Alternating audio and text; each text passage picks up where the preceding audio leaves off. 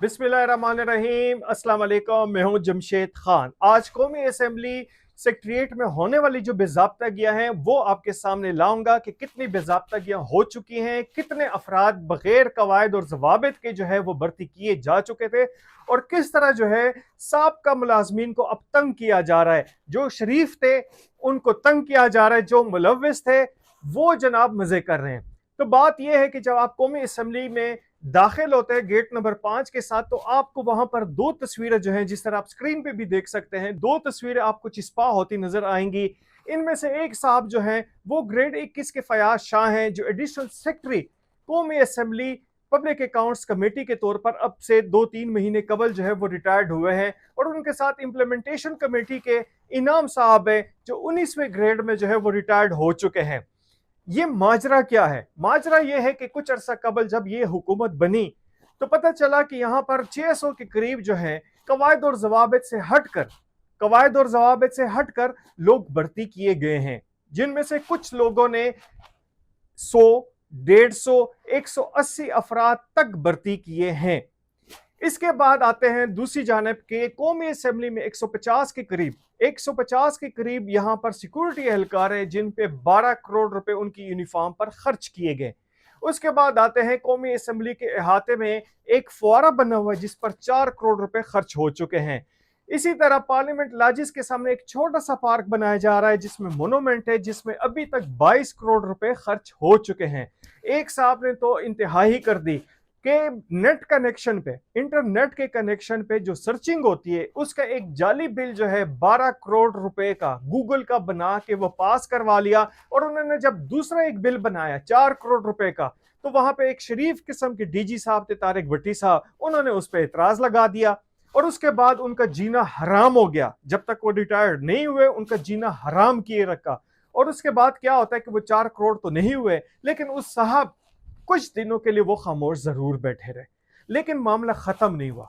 इसके बाद जनाब साहब जनरल कियानी के बेटे हैं, झेलम से ताल्लुक है, उनका एमएनए है, उनको एक कमेटी सौंपी गई कि आप इसका जायजा लें कि कितने अफराद जो हैं कब कब और कैसे कैसे भर्ती किए गए हैं। तो उसमें 2-3 नाम तो ऐसे थे कि उन्होंने फौरन ही हाथ खड़े किए कि एफआईए में और नेब में धक्के खाने से बेहतर है कि अपनी मुलाजमत ही छोड़ दे। उन्होंने अर्ली रिटायरमेंट ले ली। एक साहब जो थे जो मुसलसल एक्सटेंशन पे आ रहे थे और कॉन्ट्रैक्ट के मुलाजिम थे, री इंस्टेट हुए थे, उन्होंने भी हाथ खड़े कर दिए जब बात आई कि 100 बंदे उन्होंने भर्ती किए हैं।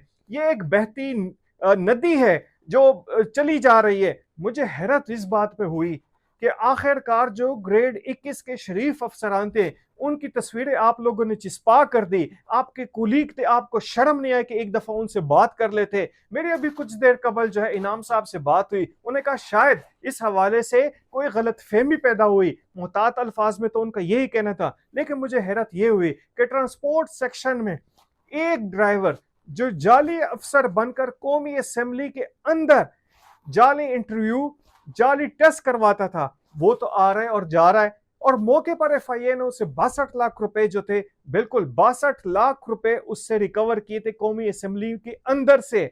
और तकरीबन इतनी ही रकम जो थी, 1 करोड़ से ऊपर की रकम उसके घर से बरामद हुई थी, उसको भी बचाने की कोशिश की गई। उस ड्राइवर को ये वारदात ये थी कि ड्राइवर साहब जाली एंट्री पास बनाते थे। मुख्तलिफ यहाँ पे जो लोग थे वो आते थे, 2-3 बंदे जो है वो जाली अफसर बन जाते थे। जाली अफसर बनने के बाद वो इंटरव्यू होते थे, टेस्ट होते थे और उसके बाद उनसे पैसे लिए जाते थे। भाई बात तो ये कि क्या एक ड्राइवर ये कर सकता है? क्या एक ड्राइवर की इतनी मजाल है जनाब स्पीकर साहब, इतनी मजाल है कि वो ये करे? लेकिन उसने किया और धड़ल्ले से किया। कौन कौन उसके पुश पे थे आज तक नहीं पता चला। हाई कोर्ट तक उसका मामला गया जमानत का, आप लोग भी लगे रहे। आखिर क्या वजह है? ये साहब कौन है जो एसएसजी की वर्दी पहना के अपने साथ सिक्योरिटी गार्ड कौमी असेंबली के अंदर रखता है? ये कौन से साहब है आखिरकार? मुझे तो हैरत हुई परसों रात उसको देख के कि जनाब साहब कमांडो की यूनिफॉर्म पहना के उसको डायरी तमाई हुई एक साहब ने, और जनाब साहब वो मटर गश्त कर रहे हैं। भाई बात बताने का मकसद यह है कि जनाब स्पीकर साहब, आपने करना है तो उन यूनिफॉर्म का ऑडिट करवाएं। आपने ऑडिट करवाना है तो जो मोनूमेंट बन रहा है उसका करवाएं। जनाब स्पीकर साहब, आपने ऑडिट करवाना है तो उस फुआरे का कराएं, शोहदा के वो मोनूमेंट का करवाएं। आपने करना है तो वो जो 600 बंदे भर्ती हुए और कैसे भर्ती हुए और उनको कैसे प्रमोशन दी गई उनकी बात करें। आपकी भी नेकनामी पे सवाल उठता है। आपने तो कमेटी बना दी थी, अब उस कमेटी का रिजल्ट क्या निकलेगा, उसमें कौन कौन लोग मुलव्वस थे, किस किस ग्रेड के मुलव्वस थे, ये लोग भी इंतजार कर रहे हैं, हम भी इंतजार कर रहे हैं। डिटेल आपके पास सारी है, फाइलें जनाब साहब सारी मौजूद हैं। वो MNA साहब जो हैं उनसे बिलाल साहब से भी बात करने की कोशिश की लेकिन उन्होंने फ़ोन नहीं उठाया। ताहम बात फिर यही आ जाती है कि कौमी असेंबली में ये शख्सियत कौन है जो सबको चला रहा है।